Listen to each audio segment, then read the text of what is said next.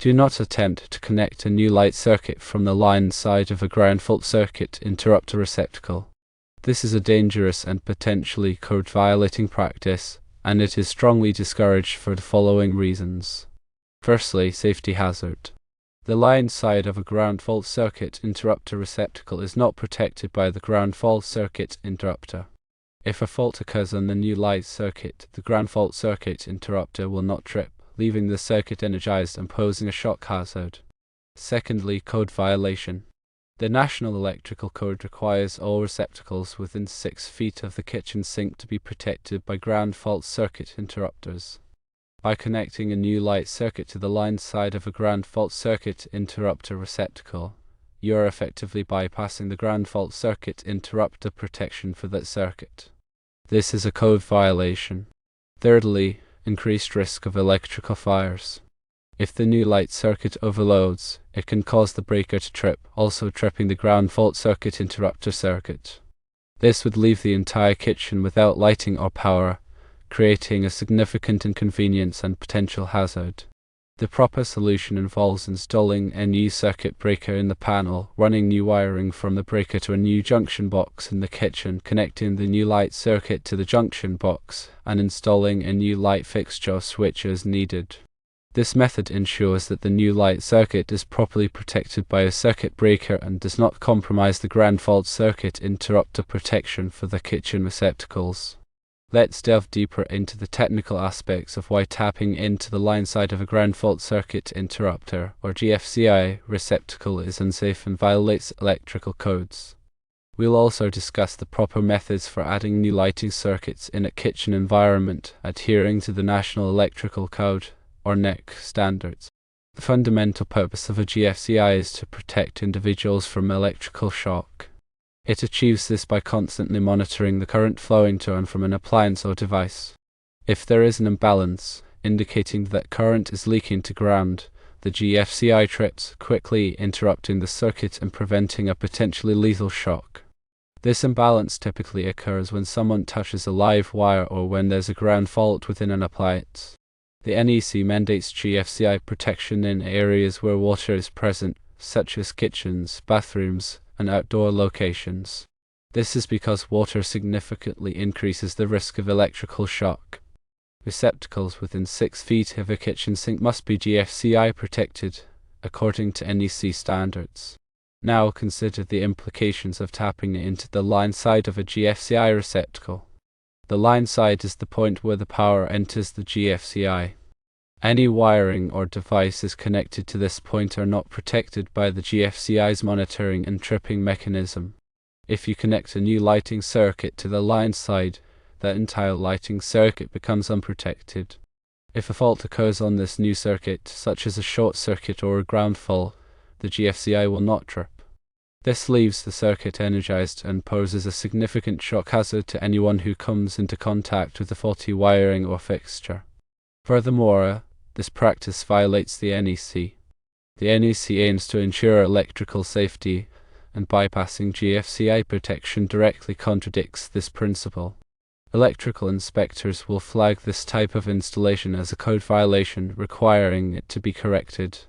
Aside from the shock hazard and code violation, tapping into the line side of a GFCI can also increase the risk of electrical fires.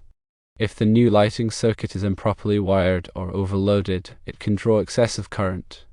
This can overheat the wiring, potentially leading to a fire. While the circuit breaker in the panel should trip in an overload situation, there's a chance it might not trip quickly enough, or it might be the wrong size for the wiring. In such cases, the overheated wiring can ignite nearby combustible materials. Now let's discuss the proper way to add a new lighting circuit in a kitchen. Firstly, determine the load requirements of the new lighting fixture. This will help you select the appropriate wire gauge and circuit breaker size. Consult the NEC tables, such as Table 310.15b16, to determine the ampacity of different wire gauges. Ensure that the wire gauge you choose is sufficient to carry the expected load without overheating. Secondly, install a new circuit breaker in the electrical panel. This breaker should be sized appropriately for the wire gauge and the expected load. For example, a 14 American wire gauge copper wire is typically protected by a 15 amp breaker, while a 12 AWG copper wire is protected by a 20 amp breaker. Make sure the breaker is compatible with the panel and that it is properly installed according to the manufacturer's instructions. Thirdly, run new wiring from the circuit breaker in the panel to a new junction box in the kitchen. Use the appropriate type of wiring for the application, such as non-metallic sheet cable or an M cable, also known as Romex. Secure the wiring properly along its route, using cable staples or other approved methods. Fourthly, connect the new lighting circuit to the junction box. Make sure all connections are tight and secure. Use wire connectors such as wire nuts to join the wires together. Wrap the connections with electrical tape for added insulation.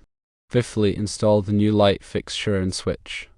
Follow the manufacturer's instructions for installation. Make sure the fixture is properly grounded. Connect the wiring from the fixture to the wiring in a junction box using wire connectors. Install the switch in a convenient location and connect it to the wiring in the junction box. Now let's address some common questions and concerns related to adding new lighting circuits in kitchens. Question 1. Can I tap into an existing circuit to power the new light?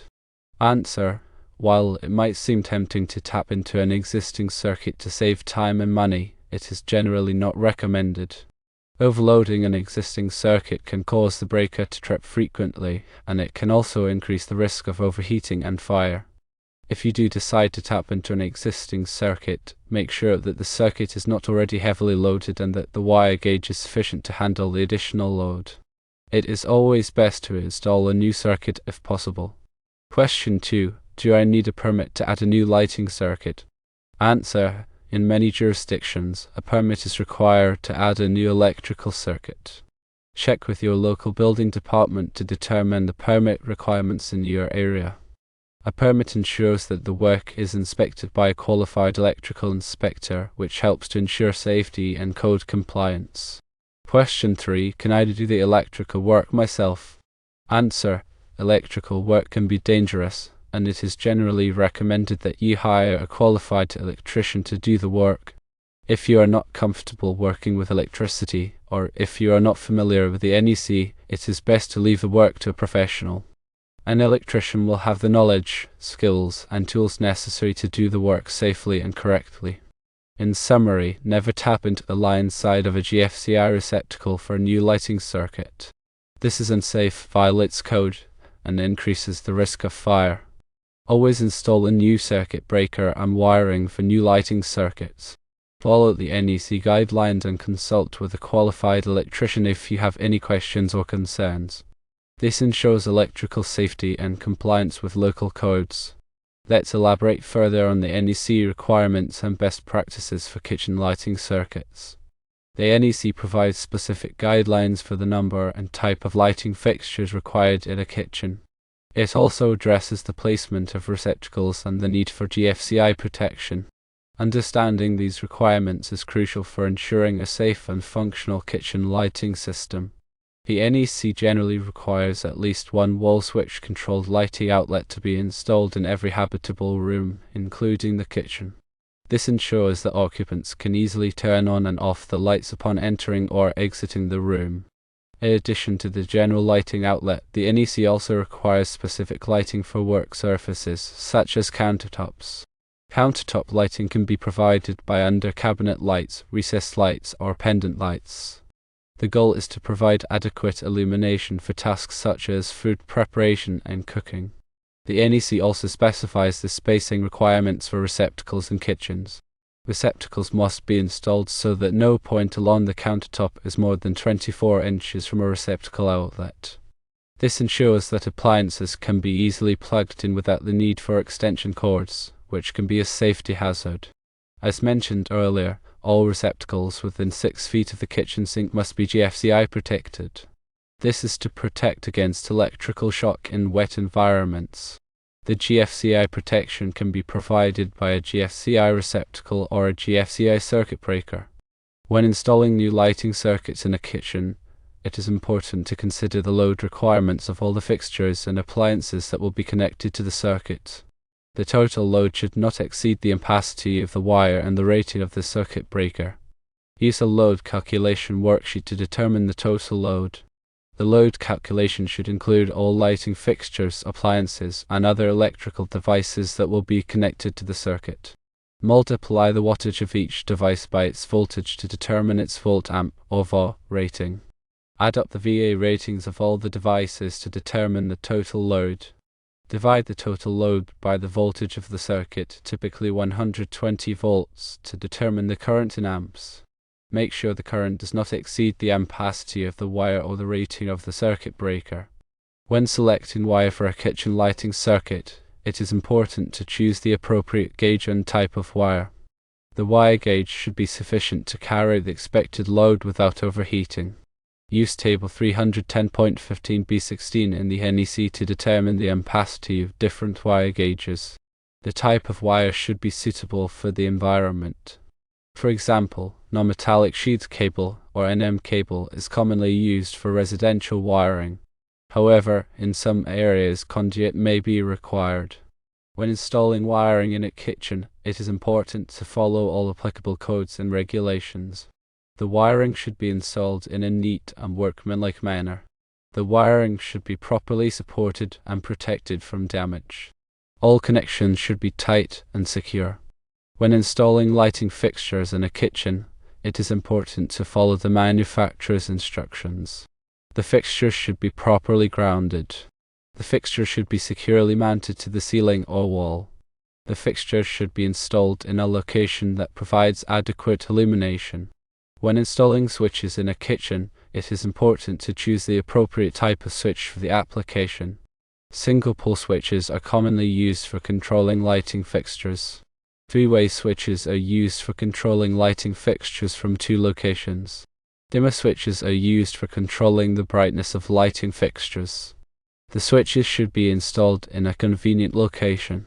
The switches should be properly wired according to the manufacturer's instructions.